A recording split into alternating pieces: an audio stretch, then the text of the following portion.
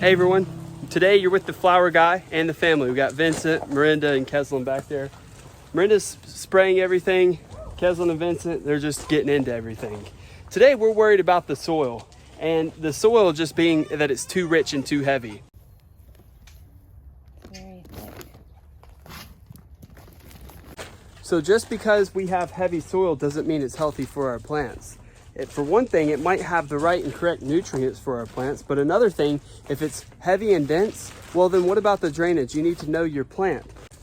And for dahlias, you have to have a good draining base of soil. A lot of our viewers have already told us that it's heavy soil, and we know that, but we just need to figure out a way to correct it. We have like 90 bags in here right at the moment that we're going to need to make bigger, because that's another concern for us too. We have 3-gallon pots and 5-gallon pots. Or bags, that is. So we're going to take the 3-gallon pots and transition them to a 5-gallon pot. Then we have to put perlite in it. Just a few minutes ago, I was running it over with the car because we had large amounts because it was on back order from the company that we were getting it from. We had huge chunks like the size of, I don't know, ping pong balls. And so we were running it over. Now we're going to be able to put that back into our soil and hopefully have good drainage here. And if you remember correctly, a couple of months ago in the middle of winter, we were having root rot, and it was because of the soil was too heavy. As I was doing my study, it's not everything that I know because I'm learning along the way and I'm liking to teach you guys. Something that I just learned is about perlite. Did you know that it can expand 4 to 20 times its original size? It can expand that much and create that much more drainage for you for your roots, because the roots need air, and what the perlite does is aerate everything in there.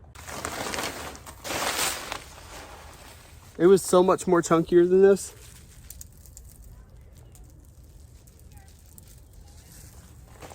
Yeah, and I'm just literally adding it to all of the pots. We're starting to add more big pots. What's great and what's helped us quite a bit is this little trailer. We got it from Harbor Freight, and it was Miranda's idea, but it was up to her, and she said that we should get that because it's going to save us so much time in here.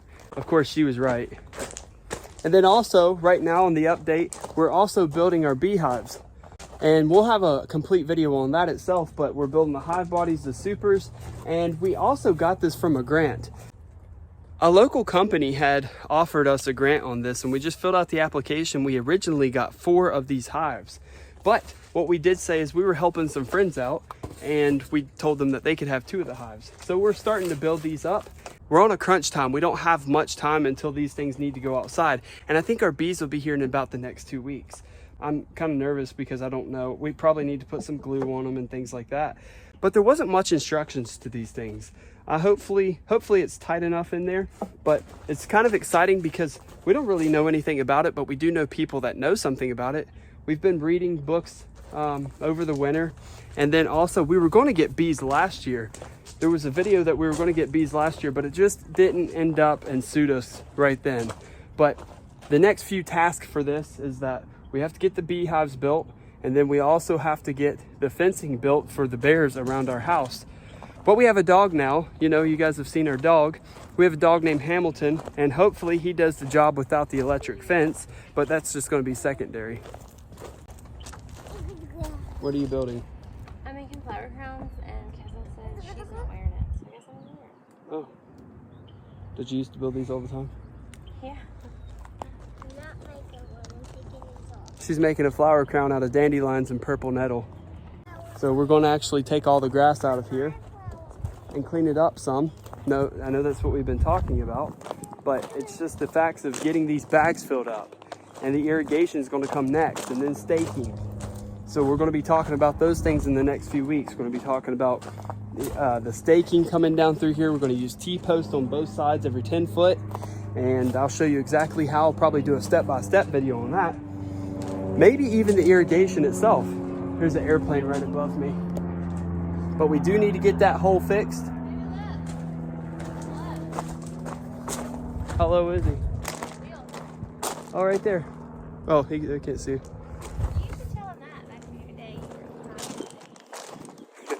Miranda said that I should tell you this. A couple of years ago, before Miranda and I were married, 5 years ago, I used to work on helicopters, and that was something that I always done. That was my full-time job. I worked on helicopters as a mechanic, I guess that's why we take whatever we have and try to scrap it up as much as we can. And I know I'm a little young for that, but I done that from like I was 16 till I was 21. 17, 18, 19, 20. Probably when I was 16 years old till I was 21, I worked on them. And then we also flew airplanes. One time I took Miranda before we were married. And actually, I'll tell you a story really quick. One time, Miranda never believed me that I flew airplanes. I think she knew that I worked on helicopters, but she never really believed me that I flew airplanes. And she was at work one day, and she used to work at a daycare. And so she was at the daycare and she was outside, and I asked her, I said, "Where are you at? And what are you doing right now?" She said, "Well, I'm at work right now and we're outside." So I got in the airplane, I pushed it out the hangar real quick. I did my pre-flight and I jumped in the airplane. I took off out of there, and I had to go, I was following the roads because I didn't know how to get there really. I was following the roads, and then I seen her and I got lower and started circling her. And then all of her little toddler kids came out there and was like looking up, screaming, and so was she. And I was texting her as I was doing that. I think they say don't text and drive, but I think you can text and fly. So then at that day, she finally believed me, and then I took her on a flight. Another thing that I wanted to bring up is that we want to make this fully automated, and for a couple of things. It reduces how much we actually have in a stem, so that means we can sell them for less, right? If we can get our break-even point lower, that's going to be great. But there's also another thing behind it. So for 2 reasons, we're trying to make this thing more efficient in here. And one of those is that we want to have a break-even, a cost analysis. And if we have less time involved in our actual flowers and blooms themselves, then we're making more because we don't have to put our labor in it. And the second thing to that is if we can make things more automated, it's easier on us because we have thousands of plants that are going to be going out here shortly, and there's only 2 of us. So if we only have 2 of us and we're trying to get that done, there's actually been some recent problems. And one of those recent problems is that we've been going to a specialist, and we went to an MRI, and I'm having a lot of muscular problems in my back. And it's not because of the vertebrae, it's not because of the backbone itself, it's not even because of the bone structure. It's just because of the muscular part, and it's hard going back and forth. And I know I'm young to be saying that, but it's hard to go back and forth from the ground up. You see how many bags are in here if you had to do that? What?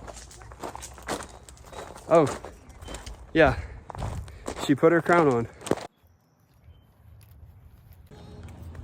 They're on their paid break. I guess we get paid breaks around here. I don't know if there's paid break or if we even get paid at all. Huh? Yeah, we're doing community service in here. So back to what I was saying.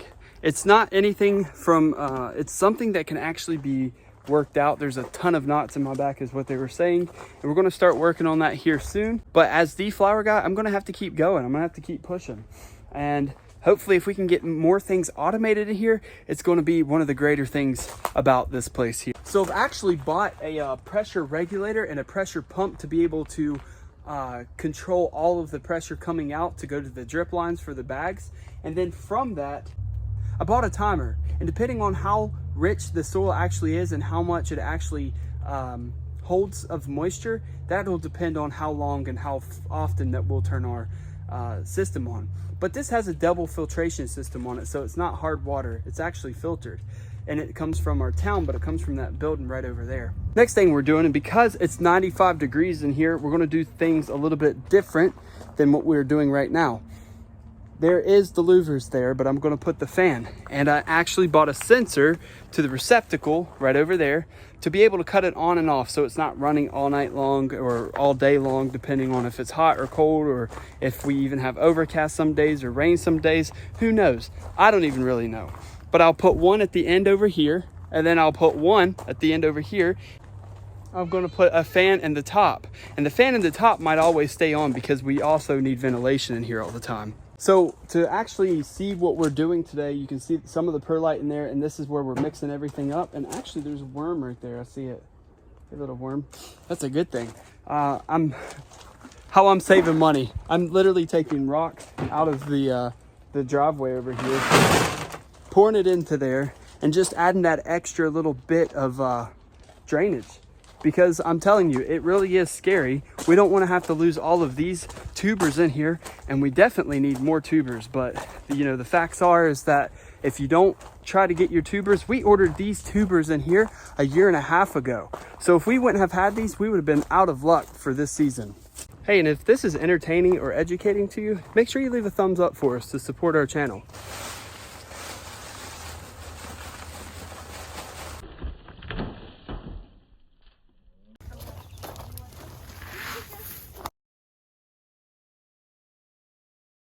She's out working me, definitely. Yep. I need to get more dirt for her. But it's not that she's out working me. We're just working on different things. Am I even working? Yeah. I filled it all up in there. Yeah, I guess I'm running my mouth. So that's working, right? I need to get some more rock over there from the rock pile. And More get dirt. some more dirt and more perlite. Where are you going? Come back over here. Come on. Stay over here, okay? Go through the door. Can I have that bucket? I was gonna put more in this one. I need rock so we can put rock in there. I guess after you fill that one up. Yeah.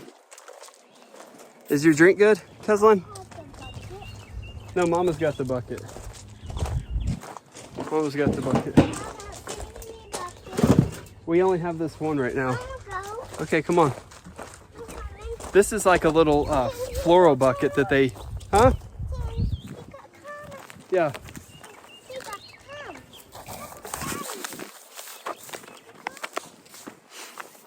So this is like a little floral bucket that they use at the florist, and you could probably pick them up at Kroger after they're done with their flowers and things like that. But they're really thin, so they break pretty easy. I'm just gonna fill it up real quick.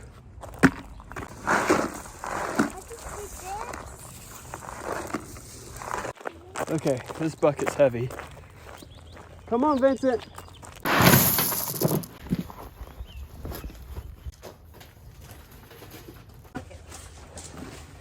I think that perlite is actually giving me some rash or something. My arms are starting to get red right here, and I'm starting to itch. Huh? I don't know if it's sunburn. One thing that I wanted to show you was the soil and how much this hasn't been watered, and it's been pretty dry in here. What does that thing say up there? 16% humidity in here right now, and this stuff is wet. So I don't know if it's going to rot these tubers, and this is a good science experiment here before we get hundreds in here. So we have this in here, but look at this. It's like packed full of just, you can't even really move it. That's what we're scared of, and that's what we're trying to fix today. It's going to be more than just today, though. It's going to take hours to do this.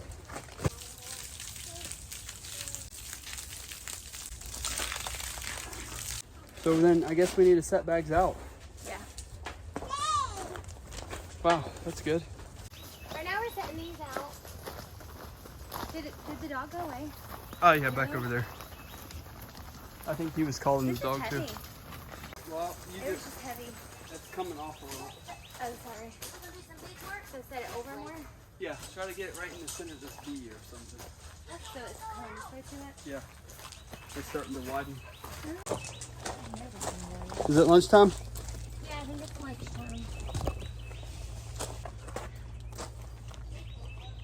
Miranda says this is the life This is the way. because we can do anything we want at any time.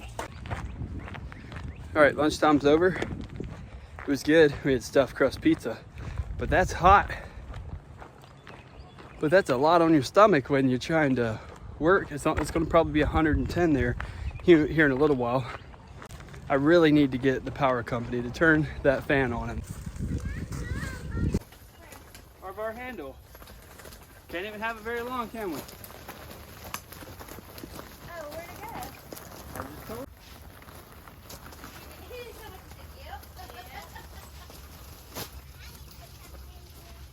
Oh man. Yeah, old man. Yeah.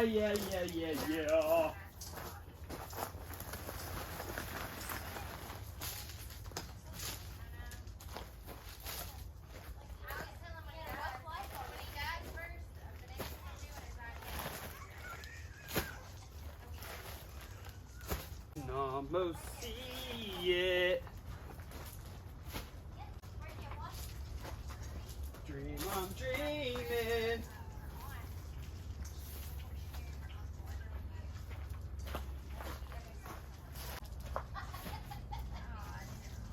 We're almost there.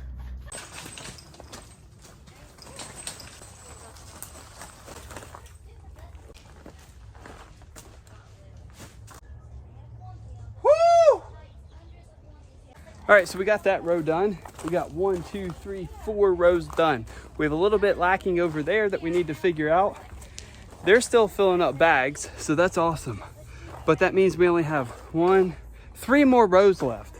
That's it, 3 more rows to finish up in here and then put in our irrigation in. But here's the problem. We're running into many problems. The reefer that we were using last year, we're not using this year. And the turbo went out of the van. And so we're actually going to be working on purchasing an enclosed trailer. And the enclosed trailer, we're going to be making into a reefer system, a cooler. And we are on a crunch time. There's a lot of things going on and there's huge stuff coming up here in the making. Huge, maybe even some huge contracts.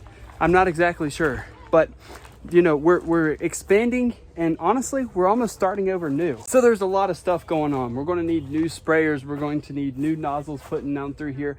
And one of our viewers was gracious enough to be able to, well, she's upset, to be able to help fix our holes here in the hoop house.